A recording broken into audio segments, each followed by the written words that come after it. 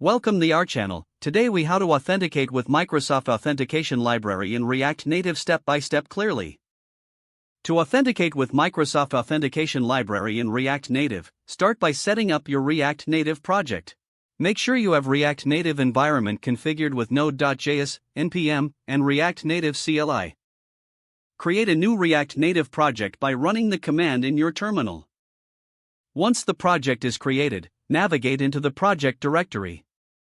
Install the required dependencies by running the command for Microsoft Authentication Library. You will also need to install Axios for API calls. Configure the Azure Active Directory portal to register your application. In the Azure portal, select Azure Active Directory, then navigate to App Registrations. Click on New Registration to create a new app registration. Enter a name for your application and set the redirect URI to a valid endpoint. After registration, note down the application, client, ID and directory, tenant, ID. In the app registration, navigate to Authentication and configure the platform as mobile and desktop applications. Enable the implicit grant and hybrid flows by checking the necessary boxes. Next, you will need to set up permissions by navigating to the API Permissions tab. Add Microsoft Graph permissions that your app requires. Go to the Certificates and Secrets section to create a new client secret. Make sure to copy the secret value as it is shown only once. In your React Native project, create a new file for authentication logic.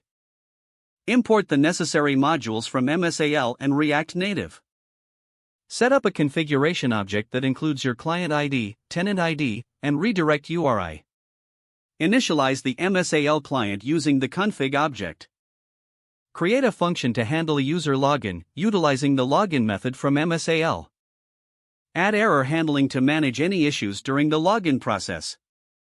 Once the user is authenticated, retrieve the access token for API calls.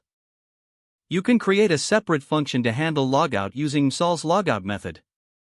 Make sure to test your authentication flow on both iOS and Android devices. Finally, incorporate the authentication logic into your application as needed. Ensure to handle user sessions and token renewal to maintain a seamless user experience. Congratulations, you've successfully set up Microsoft Authentication Library in your React Native application. Don't forget to like this video and subscribe to our channel for more step-by-step tech guides.